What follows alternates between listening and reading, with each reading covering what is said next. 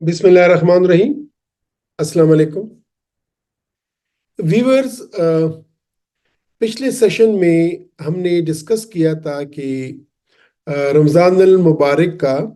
جگر کی بیماریوں پہ کیا اثر ہوتا ہے، اور پچھلے سیشن میں ہم نے یہ ڈسکس کیا کہ ایک نارمل لیور میں یا ہیلدی لیور میں رمضان المبارک میں کیا چینجز آتی ہیں، اور رمضان المبارک کی جو روزے ہیں وہ ایک ہیلدی جگر پہ کیا اثر ڈالتے ہیں. اور ہم نے یہ ڈسکس کیا تھا کہ رمضان المبارک کے روزے ایک جگر پہ ان کے مثبت اثرات آتے ہیں، اور جگر میں جو ویسٹ مٹیریل وغیرہ ہوتا ہے وہ یوٹیلائز ہو جاتا ہے. اس پہ اگر کوئی فیٹ چربی وغیرہ ہے تو وہ بھی ختم ہو جاتی ہے. اور اس کے ساتھ پھر ہم نے یہ بھی دیکھا کہ اگر ایک بیلنس ڈائٹ نہ ہو اور افطاری میں اور سحری میں ہائی کیلورک ڈائٹ لی جائے تو پھر وہ فائدہ مزید باقی نہیں رہتا، اور at the end of the month جگر کی کوئی صحت میں امپرومنٹ نہیں آتی، بلکہ وہ کوئی فائدہ لیے بغیر ہی وہ مہینہ گزر جاتا ہے. میں نے پچھلی ویڈیو میں آپ سے کہہ دیا تھا کہ انشاءاللہ آج کی سیشن میں ہم یہ دیکھیں گے کہ جن لوگوں کو فیٹی لیور ہے، جن کو جگر کی چربی کا عارضہ لاحق ہے، وہ کیا کریں رمضان المبارک میں. آیا وہ روزہ رکھیں کہ نہ رکھیں؟ کلینک میں جو میرے پاس پیشنٹس آتے ہیں، جو میرے مریض ہوتے ہیں جن کو فیٹی لیور ہوتا ہے، جگر کی چربی ہوتی ہے، یا اگر وہ میرے کلینک میں نہیں آئے اور کسی اور ڈاکٹر کے پاس جاتے ہیں، یا ان کو پتہ ہے کہ ہمیں فیٹی لیور ہے، ہمارے جگر پہ چربی ہے، تو مجھ سے جب وہ پوچھتے ہیں کہ آیا ہم روزہ رکھیں کہ نہ رکھیں، یا وہ خود اگر وہ ایکسپلور کرنا چاہیں، یہ معلوم کرنا چاہیں کہ ہمیں روزہ رکھنا چاہیے کہ نہیں رکھنا چاہیے، کیونکہ فیٹی لیور میں عموماً ایک ٹیسٹ ہوتا ہے جس کو ALT بولتے ہیں یا SGPT بولتے ہیں، وہ زیادہ ہوتا ہے. کسی میں 60 70 100 200، یعنی وہ زیادہ ہوتا ہے. جتنی زیادہ جگر کی چربی میں جتنی شدت ہوگی، جتنی زیادہ اس کا فیٹی لیور ہوگا، اتنا ہی اگر اس کی وجہ سے جگر پہ سوزش آئی ہے تو اس کا فیٹی لیور، وہ اس کو نیش بولتے ہیں، یا آج کل اس کو میش بولتے ہیں، یا میسلڈ بولتے ہیں، MASLD. تو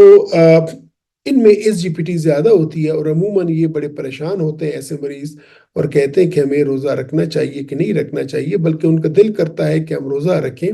لیکن وہ ڈرتے ہیں کہ آیا روزہ رکھنے سے ہماری SGPT تو زیادہ نہیں ہوگی اور ہمارا فیٹی لیور کو نقصان تو نہیں پہنچے گا. تو آج کی اس سیشن میں ہم یہ ڈسکس کریں گے کہ اگر کسی کو فیٹی لیور ہے، آیا اس کو روزہ رکھنا چاہیے کہ نہیں رکھنا چاہیے. تو اس کا سمپل آنسر تو یہ ہے کہ اس کو لازماً روزہ رکھنا چاہیے، بلکہ اگر میں یہ کہوں تو یہ زیادہ بہتر ہوگا کہ روزہ رکھنے سے اس کے فیٹی لیور کی میں جو جگر کی شدت ہے، بیماری کی شدت ہے، اس میں کمی آ جائے گی انشاءاللہ. تو جن لوگوں کو فیٹی لیور ہے یا جن لوگوں کی جگر پہ چربی ہے، ایسے لوگوں کو روزوں سے اجتناب نہیں کرنا چاہیے. ان کی SGPT جتنی بھی ہو، زیادہ ہو، کوئی بات نہیں ہے. وہ جب روزہ رکھیں گے تو روزے میں ہوتا کیا ہے کہ جس طرح کہ میں پچھلے سیشن میں ڈسکس کر چکا تھا کہ جو سب سے جو گڈ امپیکٹ ہوتا ہے روزے کا لیور پہ، وہ یہ ہوتا ہے کہ جگر میں جو چربی جمع ہو چکی ہوتی ہے with the passage of time, وہ استعمال ہونی شروع ہوتی ہے اور وہ چربی ختم ہونی شروع ہو جاتی ہے. تو فیٹی لیور کے مریض جب روزہ رکھتے ہیں تو اس روزے کی وجہ سے اس کی جگر میں چربی کی مقدار کم ہونا شروع ہو جاتی ہے. لیکن اگین اس شرط کے ساتھ کہ ایسا نہیں ہے کہ آپ نے سارا دن روزہ رکھا اور آپ کو یہ خوش فہمی ہے کہ میرے جگر سے تو کافی چربی ختم ہو گئی ہوگی، لیکن جب افطار آیا تو افطار نے بہت مرغن کھانے شروع کیے، کافی ہائی کارب شروع کیا، کافی میٹھے جوسز وغیرہ اور میٹھے پکوان آپ نے کھائے، اور بہت ہی ہائی کیلورک ڈائٹ آپ نے لی. اسی طرح جب سحری میں بھی آپ نے بہت ہائی کیلورک ڈائٹ لی، تو اگر آپ کی یہ روٹین ہے کہ دن کو تو آپ روزہ رکھتے ہیں لیکن افطاری میں بہت ہائی کیلورک ڈائٹ خوراک لیتے ہیں، اس طرح سحری میں بھی ہائی کیلورک ڈائٹ لیتے ہیں، تو پھر اس سے آپ کو فیٹی لیور کو فائدہ نہیں بلکہ نقصان ہوگا۔ یہ لازمی بات ہے کہ فیٹی لیور کے مریض وہ روزہ رکھیں اور افطاری میں وہ لائٹ ڈائٹ لیں، ہائی کیلورک ڈائٹ نہ لیں۔ اور ہائی کیلورک ڈائٹ وہ ہوتی ہیں جو کہ مرغن غذائیں ہوتی ہیں، جس میں ہائی کاربز ہوتی ہیں، سموسے، پکوڑے، یہ تکے، کڑھائی، کباب، یہ تمام چیزیں ہی ہائی کیلورک ڈائٹس ہیں۔ اس طرح بہت میٹھی چیزیں نہیں لینا چاہیے، چاول کا بہت زیادہ استعمال نہیں کرنا چاہیے۔ ایسے لوگوں کو آف کورس فروٹس، ویجیٹیبلز، ان کا استعمال، سیلڈز کا استعمال کرنا چاہیے۔ فروٹ میں کوشش کرنا چاہیے کہ ہائی فرکٹوز کانٹینٹس کے جو فروٹ ہوں وہ ایسے مریض نہ لیں کہ جن کو جگر کی چربی ہوتی ہے۔ اس طرح سحری میں پراٹھا یا ان چیزوں سے پرہیز کرنا چاہیے، حلوہ پوری وغیرہ ان چیزوں سے پرہیز کرنا چاہیے۔ کیونکہ اگر آپ کی ایکچولی بات یہ نہیں ہے کہ آپ نے کتنے گھنٹے روزہ رکھا، 24 گھنٹے میں آپ کے بدن میں کتنی کیلوریز اندر گئی، یہ امپورٹنٹ بات ہوتی ہے۔ ٹھیک ہے، جب اگر فاسٹنگ آپ کی 12 گھنٹے فاسٹنگ ہے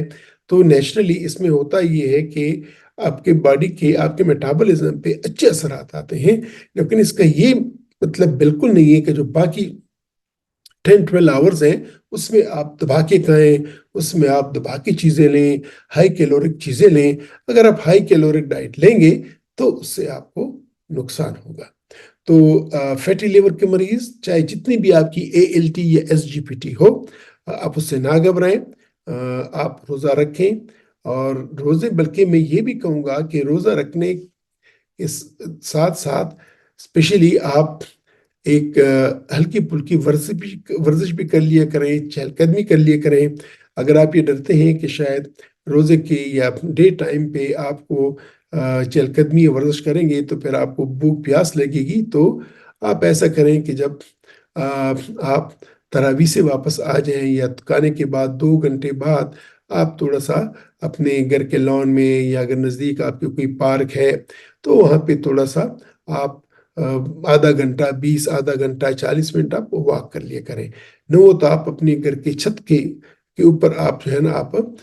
واک کر لیا کریں، آپ اپنی گلی اسٹریٹ میں واک کر لیا کریں۔ یہ بہت امپورٹنٹ بات ہے۔ اگر آپ کی مسجد آپ سے تھوڑی سی دور ہے تو جب آپ تراویح کے لیے جاتے ہیں تو آپ واک پہ جائیں، تاکہ آپ کا آدھے گھنٹے کی واک ہو جائے۔ اگر وہ 10-15 منٹ کے فاصلے پہ آپ کی مسجد ہے تو آپ 10-15 منٹ واک پہ جائیں، اور 10-15 منٹ واپس پہ واک پہ آئیں تو یہ آپ کے آدھا گھنٹہ کی واک ہو جائے گی۔ تو اگر آپ کو دن کو روزہ ہے اور اس کے بعد آدھا گھنٹہ 40-45 منٹ آپ کی واک ہے، اور اس کے ساتھ ساتھ آپ کی لو کیلورک ڈائٹ ہے، تو یہ ایک بہترین نسخہ ہے آپ کی فیٹی لیور کی بیماری کو علاج کرنے کا۔ تو ویورز، امید کرتا ہوں کہ آج کے سیشن میں اگر آپ کو خدا نخواستہ یا آپ کی کسی عزیز رشتہ دار کو فیٹی لیور ہے تو آپ کو یہ اندازہ ہو چکا ہوگا کہ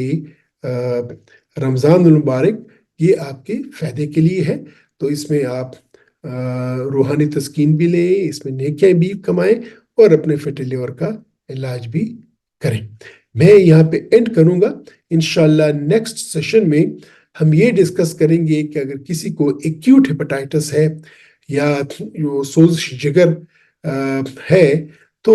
ایسے شخص کو آیا روزہ رکھنا چاہیے یا روزہ نہیں رکھنا چاہیے۔ تو میں آپ سے اجازت چاہتا ہوں، انشاءاللہ ملتے ہیں اگلے سیشن میں، تب تک خدا حافظ۔